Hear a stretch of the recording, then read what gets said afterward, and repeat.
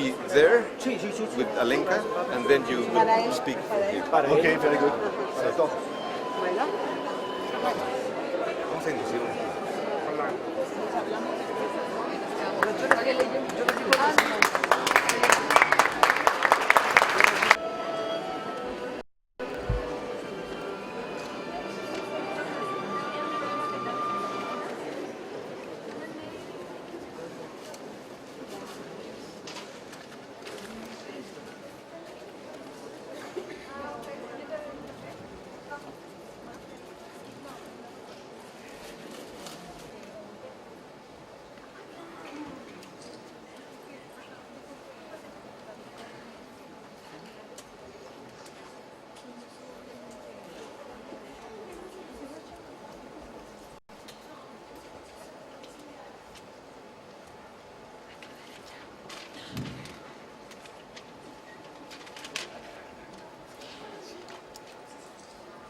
Muy buenas tardes a todos.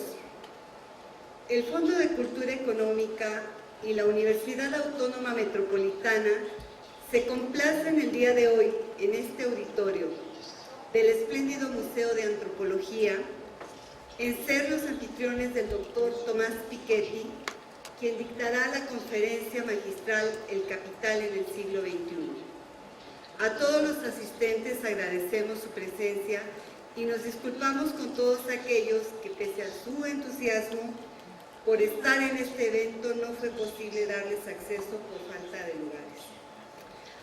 Antes de pasar a presentar la semblanza del doctor Piketty, quiero expresar a nombre de mis colegas de la UAM nuestra consternación por lo ocurrido en Iguala, Guerrero, el 26 de septiembre del año en curso. El agravio es profundo y las venas de México se encuentran abiertas. Los estudiantes asesinados de la Escuela Normal Rural de Ayotzinapa no debieron morir.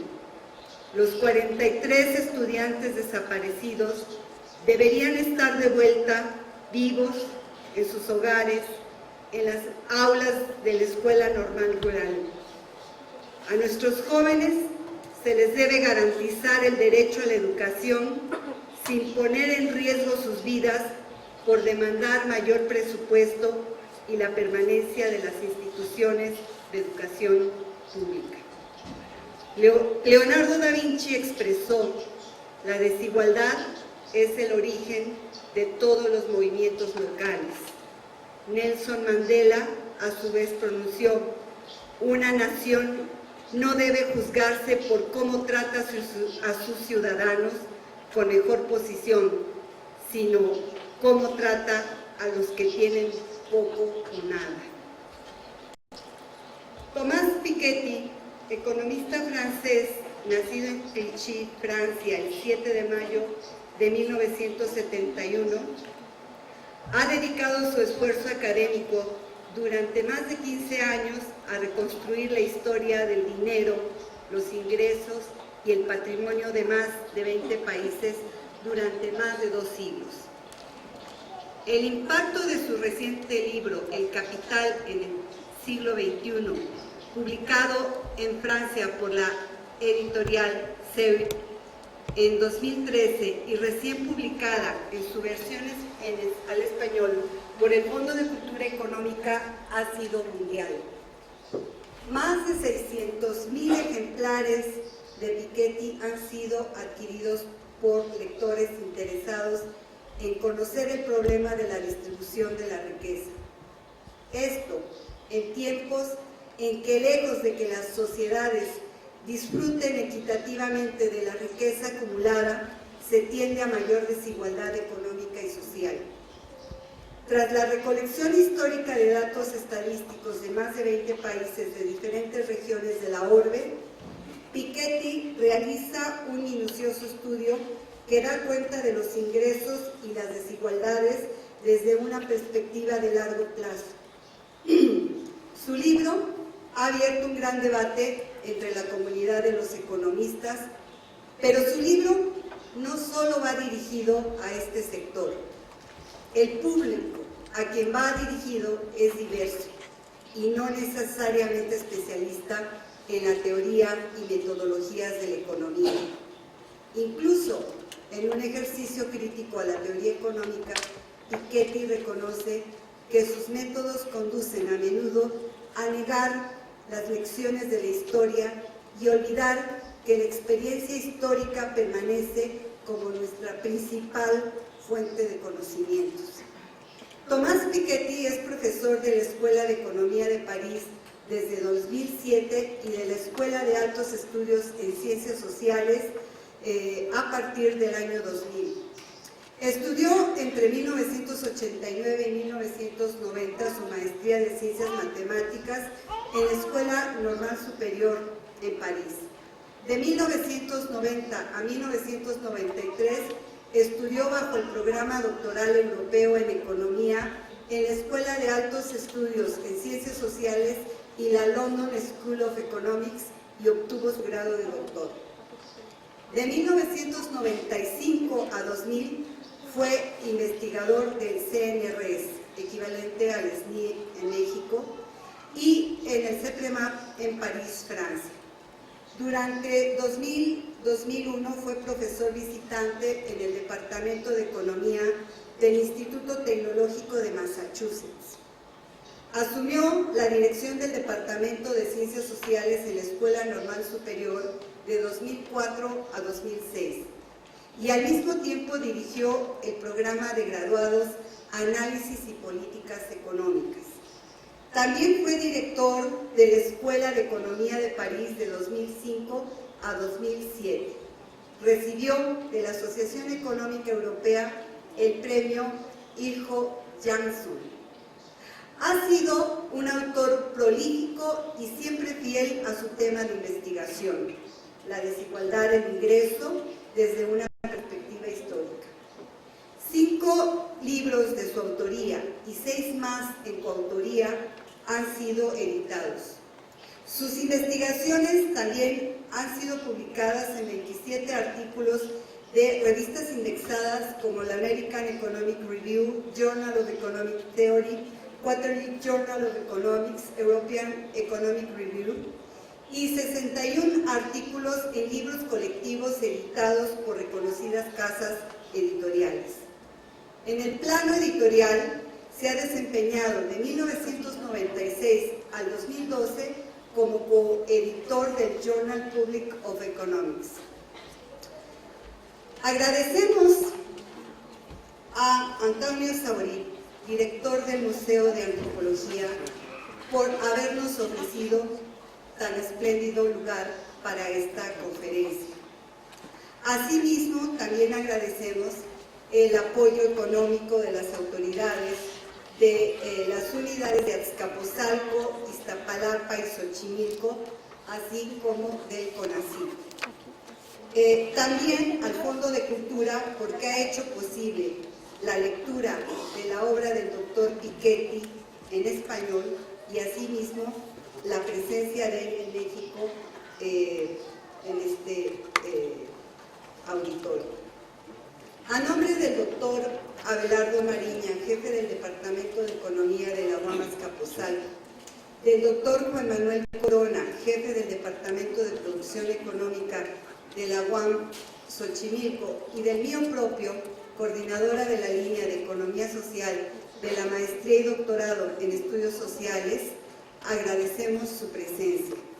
A continuación, voy a dar la palabra al doctor Piketty y posteriormente el doctor Ignacio Llamas, profesor de la UAM Iztapalapa, coordinador general de la Maestría y Doctorado en Estudios Sociales y doctor en Economía de la Educación por la Universidad de Stanford, comentará el libro del doctor Piketty. Finalmente, el público podrá plantear sus preguntas mediante las papeletas que las edecanes les distribuirán. Bueno.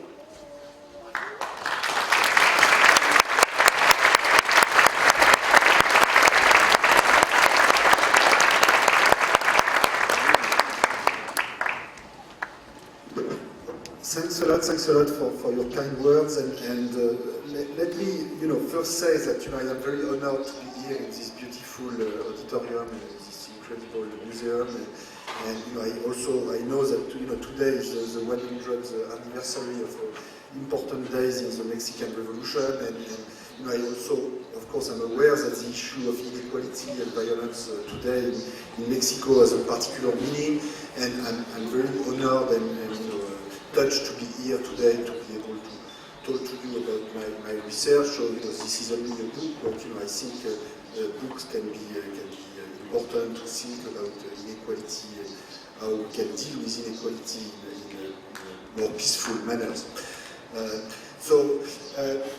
Let me apologize that my English sounds a lot like French, and I hope you can still understand it. And I'm really sorry that I cannot speak Spanish well enough to talk to you in Spanish. So this is a book. It's called Capital in the 21st Century, but to be honest, it's more about the 19th and the 20th century than about the 21st century. So it's more a book about the history of income and wealth. I try to draw conclusions about the future, but of course I am much less good at analyzing the future than the past. So this is really mostly a book about history. So this presentation will follow. We present some of the material in the book, but there is no way I can present all the material that's in the book, because this book really comes from a very collective and international data collection research project. So I started working on the history of income and wealth distribution in France about 15 years ago, and then I was very fortunate to find many co-authors, many colleagues, starting with Atkinson in the United Kingdom, Emmanuel Saez, who is French but who is based in Berkeley, with whom I have worked a lot in the US, with Facundo Alvaredo, who is from Argentina. We have been working in Argentina, Spain, and other countries, with Abhijit Banerjee, who worked on India. So I cannot refer to everybody, but let me make very clear that this is really a very collective and international research project. And Latin America and Mexico in particular is not as present in the project and in the book that I would like it to be. And I will come back to this later. And I hope that in the future we'll be able to extend our historical data collection project to Mexico and other Latin American countries more than we have done so far. So in this presentation, I will present a number of results from the book.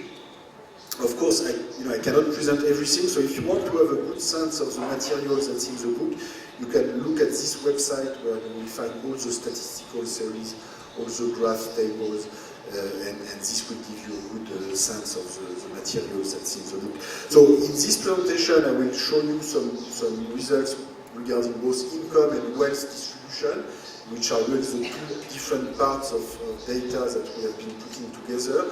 And so let me start right away with income data. Let me say that in a way what we've been doing for the historical study of income distribution is simply the continuation of work that was started by Simon Kuznets in the 1950s. So Simon Kuznets was an American economist, Ukrainian American economist, who first developed the first national accounts for the US, the first GDP series for the interworker in the US, and then in the 1950s his next task was to compute the first income distribution series. So he used the income tax data for the US starting in 1913 until 1948, and what he found was a big decline in inequality in the US, a big decline in the share of national income going to the top 10%, and I will show you this in a minute.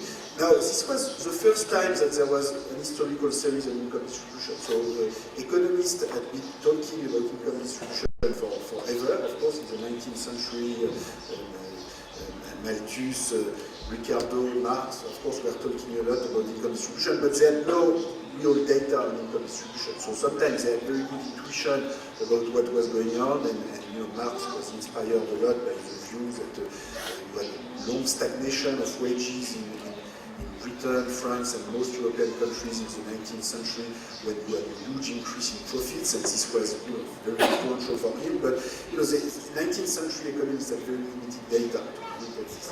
So Kuznets in the 1950s was the first one to to have a real data, and he came with a very optimistic conclusion, much more optimistic than Marx. This was also the opposite extreme, which was the idea of a natural decline in income inequality.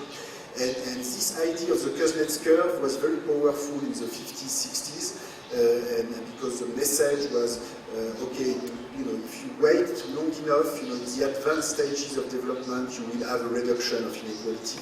And in particular, this was a very powerful message in the direction of the underdeveloped world. This was saying, just please be patient. You should just wait.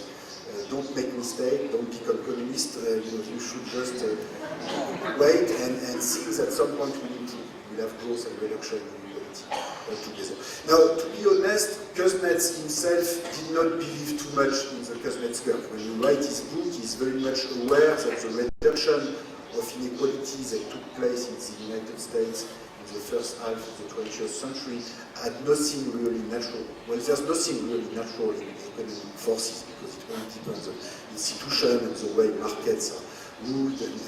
But in this particular instance, it was particularly unnatural because the reduction of inequality, as I will show you on the graph in a minute, was very much due to very specific historical events, in particular the Great Depression, World War II, and you had a lot of wage compression in the US during World War II. You had a very sharply progressive capital and income taxation, and so there was nothing universal in this mechanism. But I guess in the Cold War period, people wanted to believe in happy end, or at least in capitalist countries, they wanted to say that there was a natural reason why inequality was to be reduced.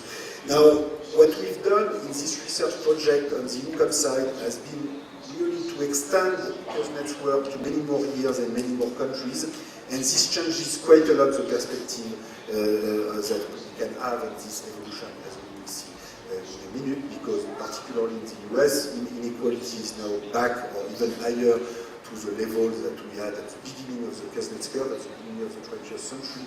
So we have to ask ourselves again, what are the forces that determine inequality dynamics in the long run. Let me say right away that my main conclusion is that in a way both Marx and Kuznets were wrong. I think the Marx had this view of ever-rising inequality. Kuznets, at least in the Kuznets curve interpretation, the view of natural decline in inequality in advanced stages of development. My main conclusion is that there is no such deterministic economic forces going either in one direction or the other. You have very powerful economic forces going in both directions, and ultimately it really depends on the institutions and the policies that we choose. So there are several possible futures for inequality, and purely economic forces are not enough to understand this process. This is why my book is not only about these economic forces, but also about the political, the cultural, or even the literary representations of inequality, because ultimately these perceptions and these collective representations of inequality are really what matter for the dynamics of inequality itself. So let me start by describing some of the data on income. So a big part of the income data comes from this World Top Income database. So the countries in red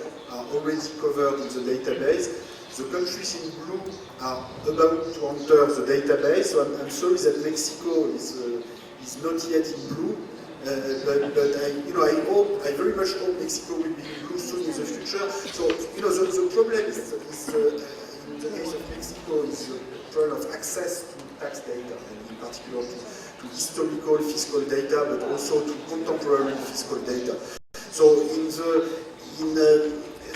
what does it mean to have a country in this database? What it means is that we try to collect all the historical data that we can find on income for a given country, and usually the oldest source of data comes back to the income tax itself. So the income tax was created in 1913 in the US, in 1914 in France, 1908 in Britain, a bit earlier in countries like Japan and Germany, around 1880, 1890. In Mexico, the income tax was also created in the early 20th century, in 1925, But Mexico is a country where you have an income tax, but there's no income tax statistics. So it's not possible, so far it has not been possible to access the historical data for Mexico, and even for the contemporary period, it's very difficult to access the data. And as I will argue later, I think that there is a need for more transparency on income and wealth in every country in general, but maybe particularly in Mexico.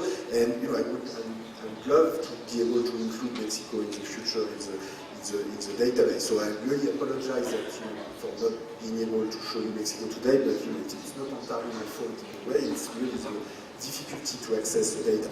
So let me show you one example of the conclusions that we get from this database. So this is the evolution of income inequality in the case of the United States, and you can find similar graphs for all the countries in red on the online website, but I will not show you every country, but let me show you the US evolution because that's particularly spectacular. So this is a simple indicator of income inequality, namely the share of total income going to the top 10% of the distribution. So you can see that this goes typically from 30 to 50, say from 1/3 to 1/2 of total income for the top 10, and these are the typical orders of magnitude when you look at other countries for income inequality. In Mexico, Brazil, or Latin America, it will be typically closer to 1/2, or maybe between 45 and 1/2, maybe a bit more than 1/2. I will show you Brazil a bit later on. It's also in order to have the orders of magnitude in mind. So this is the distribution of income. So this includes labor income and capital income. Typically, labor income is 2/3 or 70% of total income, and capital income is 25 or 30%.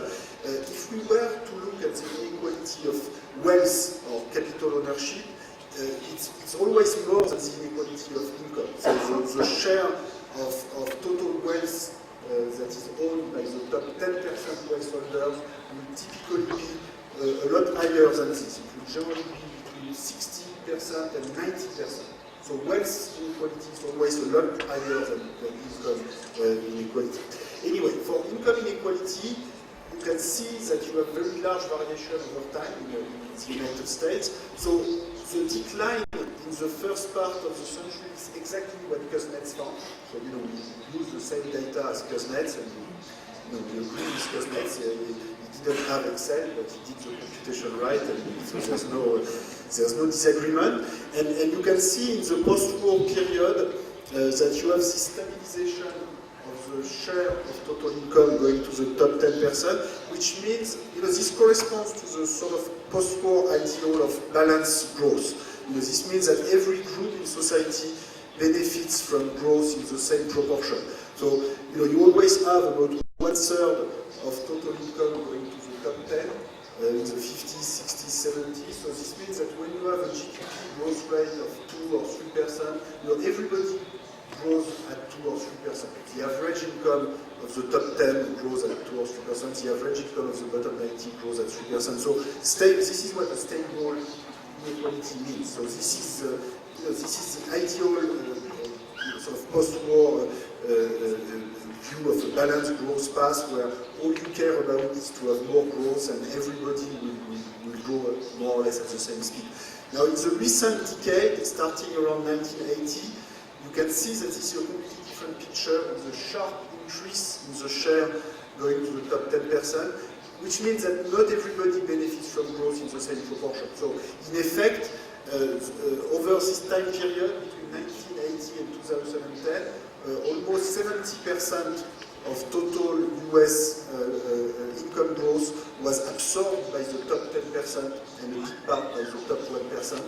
So, which means that for the bottom 90% of the population, the growth was a lot smaller than what the aggregate GDP statistics indicate. And because aggregate per capita GDP growth was not particularly high in the US over this time period, between 1980 and 2010, it was of the order of 1.5% per year for per capita GDP growth.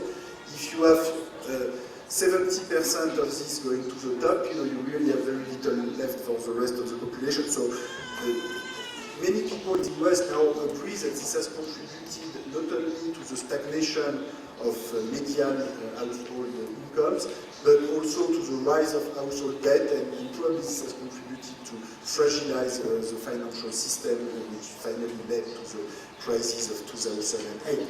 Now you can see that the crisis, the stock market cycle induced a lot of cyclical variation in the top income shares, particularly when you include capital gains. So in 2001, 2002, when you have a stock market crash, or in 2008, 2009, when you have another stock market crash, this is not a good time to make capital gains. But then after the crash, this keeps rising again. So in 2012, we are at around 51% of total income going to the top 10, which is even more than 2007, which was even a bit more than 1928. Okay?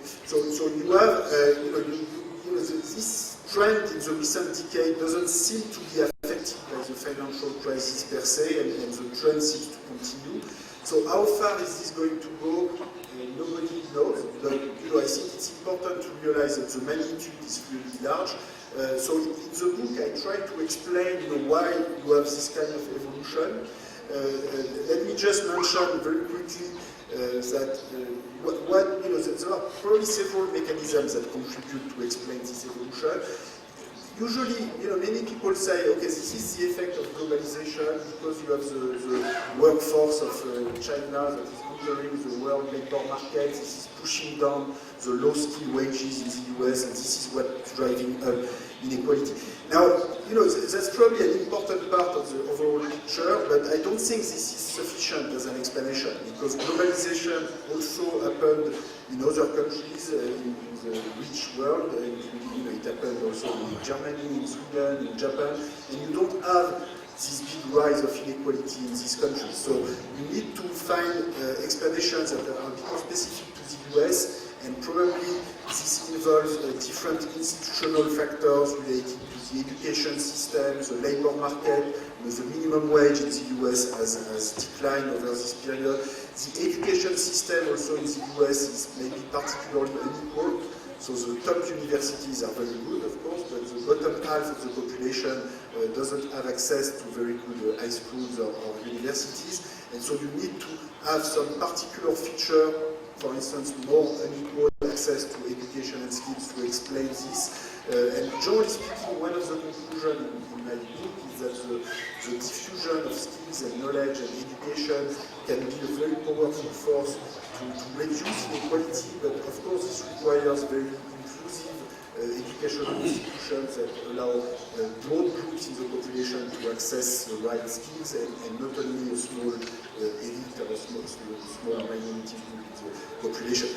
Another part of the explanation has to do with the huge rise of very top managerial compensation in the US, which probably has not much to do with the supply and demand of education, and has more to do at the very top with the fact that the corporate government system in many ways has gotten out of control, and there's very imperfect information on individual productivities and individual contributions to output for very top executives in very large corporations, and probably I will argue at the end of the presentation that the huge decline in income tax progressivity in the US after the Reagan years probably increased incentives for very top managers to try to get for themselves very large pay increase, and this has increased incentives sometimes to put the right people in the right compensation committee to get the right pay increase, and sometimes the relation between this pay increase and the performance is really not clear at all, at least in the data that we have. So anyway, that's an important part of the discussion that's in the book, but maybe that's not the most important part. In the book, I try to talk even more about wealth accumulation and wealth distribution than about income. So now I am going to show you another graph which looks a little bit like this one, but which in fact is about the accumulation of wealth and involves a very different mechanism. And in fact, it's not so far, it has not been taking place exactly in the same country. So this evolution of very top incomes, in particular top labor incomes, is particularly strong in the US and is less strong in Europe and Japan, whereas this other evolution is particularly strong in Europe and Japan and less strong than in the US. So it looks a little bit the same. You have a U-shaped evolution with a decline during the World War period and an increase after that. So it looks a little bit like this one, but in fact it's a very different mechanism. So let me explain what you have on this graph. So this is the capital income ratio.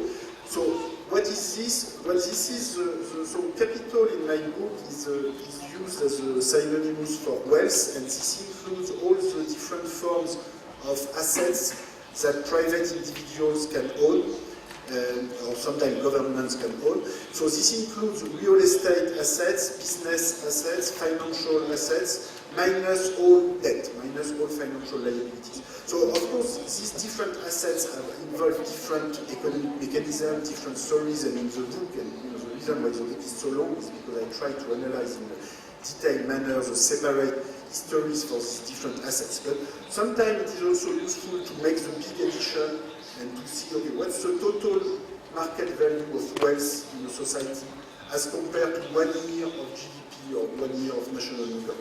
And what you can see is that until World War I and in the 19th century, you have a very high ratio of private wealth to national income.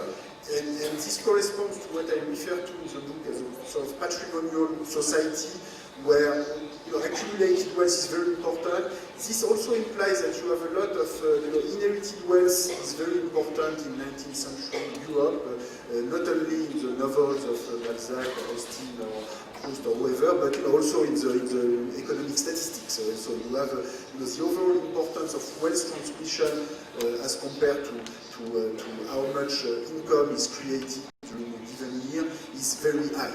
Now you have a huge decline during World War I, the Great Depression, World War II, and then you have a recovery in the more recent period. So the decline is due to a mixture of factors. You have capital destruction due to the war. You also have a lack of investment during a very long period of time, where a big part of private saving in Europe is used between 1910 and 1950 to, in fact, to pay for the war. So the private saving is used to buy some of the public debt, and this money is then used to pay for the war and to destroy the other part of the capital stock. So this is a very sad history, but this is the history of Europe during this period.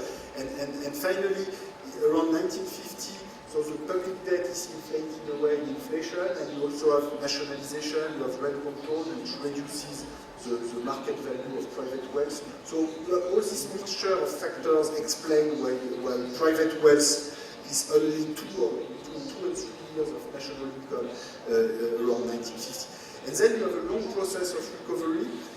So let me make a couple of remarks about this process of recovery. The first thing maybe to have in mind is that this is not about inequality as such. You could have this increase in the capital income ratio in a perfectly egalitarian society where everybody has an equal share in the capital stock, has an equal share everybody has the same apartment, everybody has an equal share in the stock market through some gigantic pension funds. So this could come together with a very egalitarian society. In principle, there's nothing bad in having a high capital income ratio, and we should not be nostalgic of going back to 1950 where everything has been destroyed. And so there is nothing bad in itself of having a high capital to income ratio, and in particular, it's right now in Europe, we live at a time where we are obsessed with public debt. It's important to realize that private wealth as a fraction of GDP has increased much more than the increase in public debt in relation to GDP. So this in a way, this is good news. So there are good news in my book. Sometimes people seem to have a very pessimistic or even apocalyptic reading of my book, but I feel a bit sad about this because I have a much more optimistic look at the future. And in the case of Europe, European countries are very rich. It is their governments which are poor. which create a number of difficulties, as you may have heard of, but it's a much better situation than if we were all poor and we only had public debt and private debt. We own our own public debt and we own a lot more than that. The private wealth is huge, so this offers a lot, many policy options, many policy opportunities to solve the problem rather than if we only had public and private debt. And that's an important message in the context of Europe, because sometimes people feel that we only have the debt and that we are being owned by, I don't know, the Emir of Qatar or the Bank of China or whatever, and maybe this will happen one day, but at this stage, European countries are extremely rich and they actually own in the rest of the world more assets than the rest of the world owns in Europe. And I'm sure you are not surprised in Mexico to hear about this, but sometimes in my country people feel very depressed and of course, a long time ago, France and Britain owned even more in the rest of the world, probably too much. And maybe that's why people in Europe now are obsessed by the idea of being in the opposite situation of being owned by other countries, but we are not there yet. At this stage, private wealth in Europe is extremely large, and the problem is that our governments are poor, but the private wealth is extremely large. Now, the problem is that this private wealth is, of course, very unequally distributed. So, this graph will come with a perfectly egalitarian society, but in practice, this is not what we have. What we have is that you have a higher ratio of capital to income, and the inequality of capital ownership is a lot higher than the inequality of income, as I said before. And this is why when you increase the capital to income ratio, you also tend to increase total inequality. In particular, this makes, this corresponds to a return of private wealth and a return of inherited private wealth, which plays a much bigger role for the new generation than for the post-war core. So, in very concrete terms, for the young generation today, if you only have your labor income, it is a lot more difficult to accumulate wealth, to buy an apartment in Paris or London if you don't have any family wealth than what it was for the post-war core. So this return of large private wealth has consequences for inequality. So let me try to summarize what I'm going to present in the rest of the presentation. So I will focus mostly on the first 2 points. The first point I have already started to talk about. This is what I call the return of a patrimonial or wealth-based society. So wealth-income ratios seem to be returning to very high levels. That's particularly true in Europe and Japan, partly because as compared to the US, you have much lower population growth in Europe and Japan. So the per capita GDP growth is not very different, but the population growth is still substantial in the US, partly due to immigration, which you know a lot about in Mexico, but also because in Europe and in Japan, in some countries in Europe and also in Japan, you have very little fertility and you have actually a population decline or population stagnation. And the intuition is that in a slow growth society, in a society with very little growth of the underlying population, wealth accumulated in the